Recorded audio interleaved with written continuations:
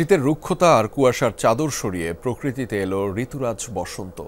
ভালোবাসার এই দিনেই এলো ফাগুনের দোলা। তাই তো আজ প্রেম বসন্ত মিলেমিশে একাকার। প্রকৃতির রূপ যেমন ঋতুভেদে ভিন্ন, সম্পর্কও ঠিক তেমনই। সময়ের চক্রে সম্পর্কের রঙগুলো কেমন হয় সে গল্পই শোনাবেন সুমাইয়া ঐশী।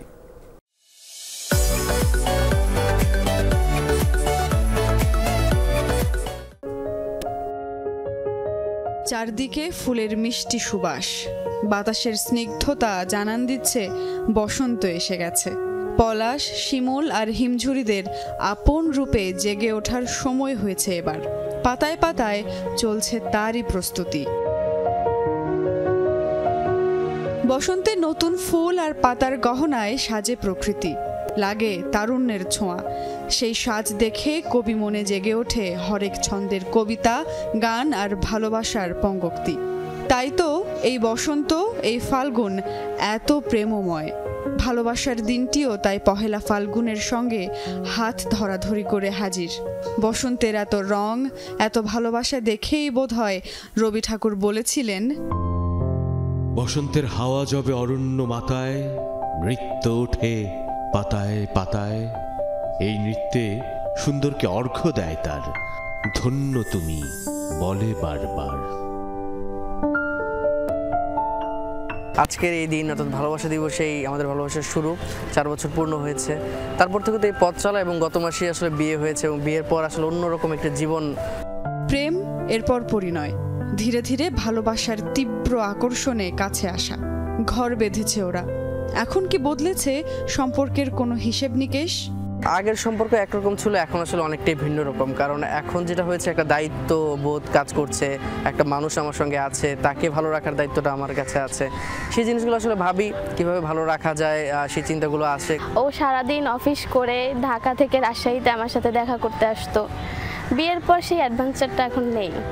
অ্যাডভেঞ্চারগুলো হচ্ছে এখন অভ্যাসে পরিণত হচ্ছে। সদ্য পরিণয়ে আবদ্ধ দেব আর দোলা।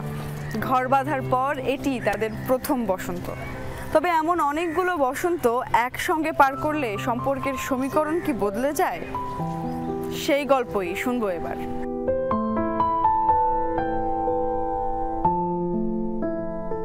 একসাথে পড়াশোনা করতে করতে মনে হলো যে লাইফ পার্টনার হিসেবে ভালোই হয়। তখন প্রপোজ করে বসি 1 আগস্ট 2010। 5 বছরের রিলেশন। 15 সালে আমাদের বিয়ে হয়। আলহামদুলিল্লাহ দুজন ভালোই আছি। একসঙ্গে অনেকগুলো বসন্ত পার করে এসেছেন এই চিকিৎসক দম্পতি। এখন সম্পর্কের রংটা কেমন তাদের? আগে বান্ধবী হিসেবে রেসপন্সিবিলিটি একরকম ছিল, পরবর্তীতে স্ত্রী হিসাবে আরেক ধরনের রেসপন্সিবিলিটি হয়। এখনও আমরা রাত বিরাতে বের হয়ে পড়ি, এখনও প্রত্যেকটা ডে সেলিব্রেট করি, চেষ্টা করি স্পেশাল দিনগুলোতে সারপ্রাইজ রাখার। আমাদের তো টুইন মেয়ে, এখন একসাথে যাই 4 জন, ওদেরকে নিয়ে খুব কোয়ালিটি টাইম স্পেন্ড করি, ঘুরতে যাই। তো এই চেঞ্জটাই আমাদের বিয়ের পরের চেঞ্জ। এছাড়া আমাদের সম্পর্কের বা ভালোবাসার শুধু রং চেঞ্জ হয়েছে, বাট আমি ওরকম কোনো চেঞ্জ আসলে দেখি না। এক এক ঋতুর রং গন্ধ যেমন আলাদা, তেমনি এক একটি ধাপে ভালোবাসার অনুভূতিগুলো ভিন্ন।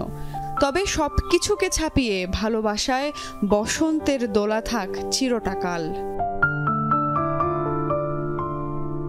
সুমাইয়া ঐশী, যমুনা নিউজ, ঢাকা।